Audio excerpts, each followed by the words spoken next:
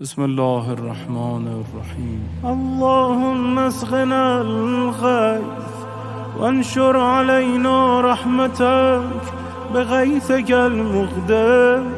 من السحاب المنصاب لنبات أرضك المونق في جميع الآفاق وامنن على عبادك بإيناء الثمرة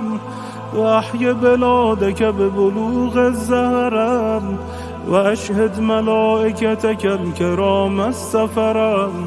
بسقي منك نافع دائم غزره واسع درره وابلا سريعا عاجل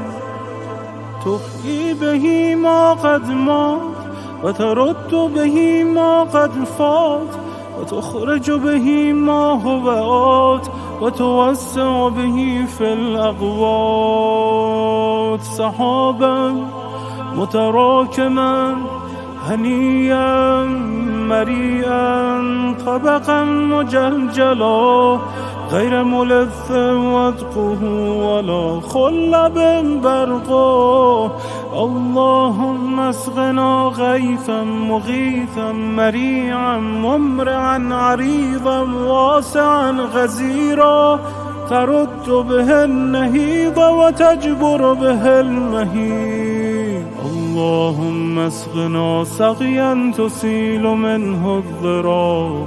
وتملأ منه الجباب وتفجر به الأنهار وتنبت به الأشجار وترخص به الأسوار في جميع الأمصار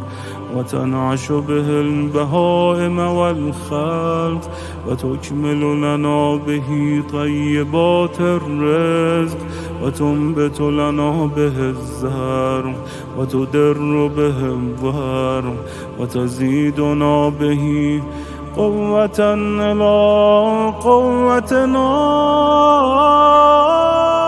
اللهم لا تجعل ظله علينا سموما ولا تجعل برده علينا حسوما ولا تجعل صوبه علينا رجوما ولا تجعل ماءه علينا أجاجا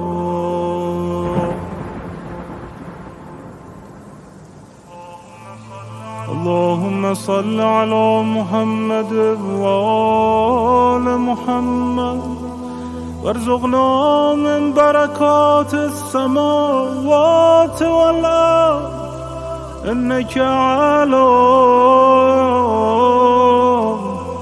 كل شيء